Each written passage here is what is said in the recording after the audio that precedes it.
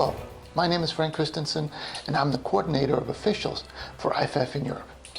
This is the first of 3 training tapes dealing with offensive pass interference. In today's video, we're looking at the category called blocking down the field. So we'll have a look at some different examples and talk about what is okay and what is too much. But before we get to the game film, let's have a look at what the rulebook and the MOFO have to say on this. In the rulebook, we go to 738 offensive pass interference. B. Offensive pass interference is contact by a Team A player beyond the neutral zone that interferes with a Team B player during a legal forward pass play in which the forward pass crosses the neutral zone.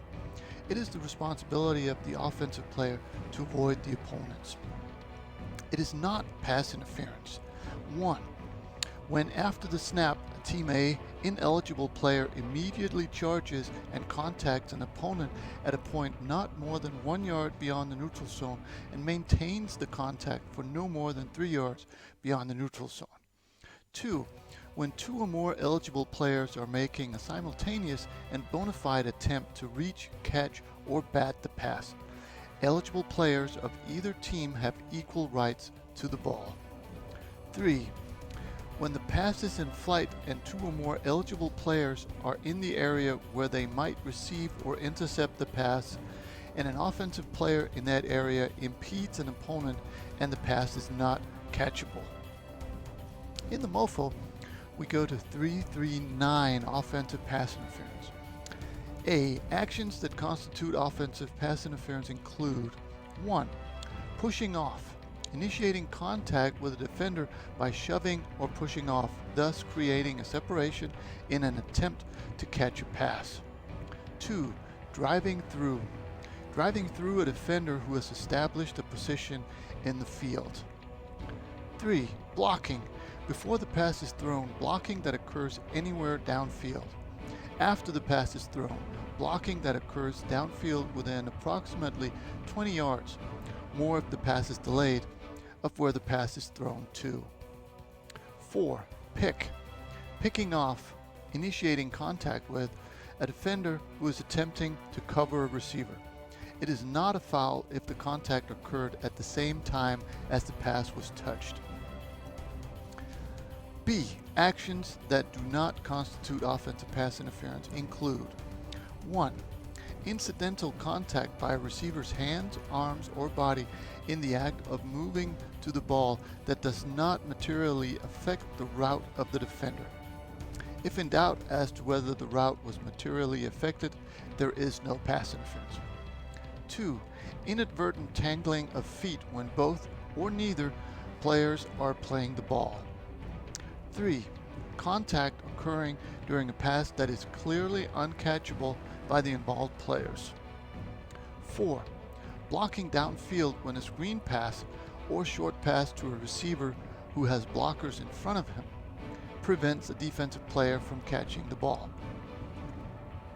5. Blocking downfield when the pass is legally grounded out of bounds or near the sideline. 6.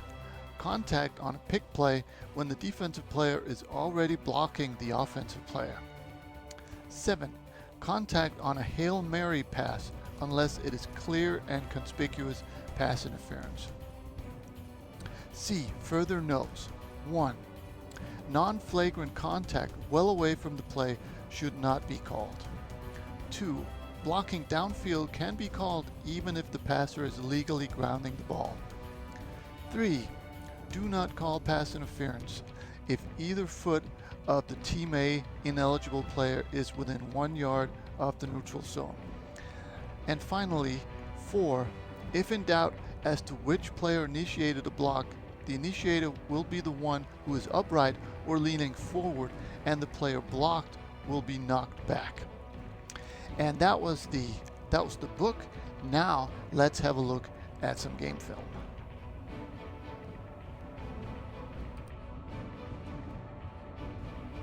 On this first play, we're looking at the slot receiver at the top of the screen or so away from the camera. And it's going to be a slow developing play. But here in the middle of the field, he's going to initiate contact, and that is blocking down the field. And really good job by the bag judge to see this. However, if we look at the timing of this, we'll notice that here when the receiver starts blocking, the quarterback has rolled out and he's already throwing the ball to the sideline. So even though this technically falls under offensive pass interference, philosophy tells us that we can leave this one alone since it has absolutely no bearing on the play. So good job by the back judge to pick this up. This was his key, but next time hopefully he will realize that this has had no impact on the play and we can leave this alone.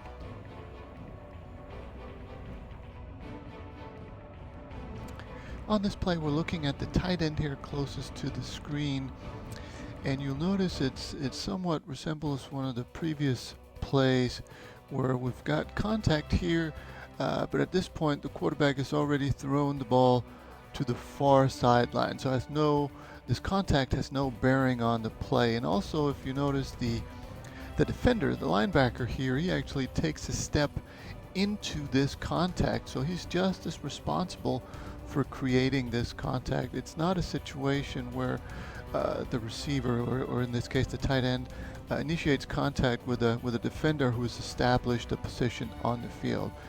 When the defender is moving like this, he is just as responsible for the contact as the offensive player, and you put that on top of the fact that the ball is already being thrown to a different area on the field, and this turns into a good no call.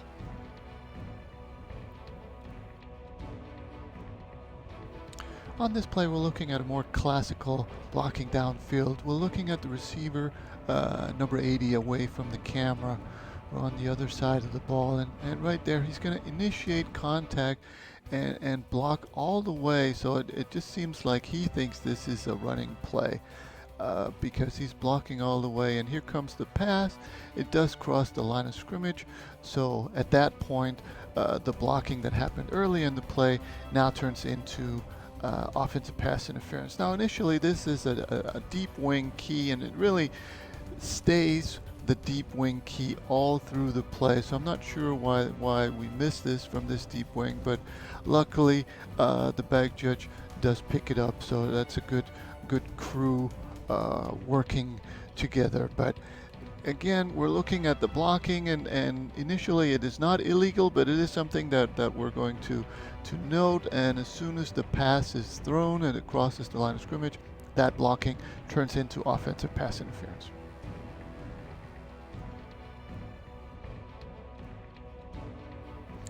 On this play, we're looking at the tight end away from on the other side of the ball. And we'll notice, and this is something that we can recognize, he immediately charges out and initiates contact, and he keeps this contact beyond the line of scrimmage. Here comes the pass. It goes to the same side of the field, almost the same third of the field. So this is something that we would want called as offensive pass interference, blocking down the field.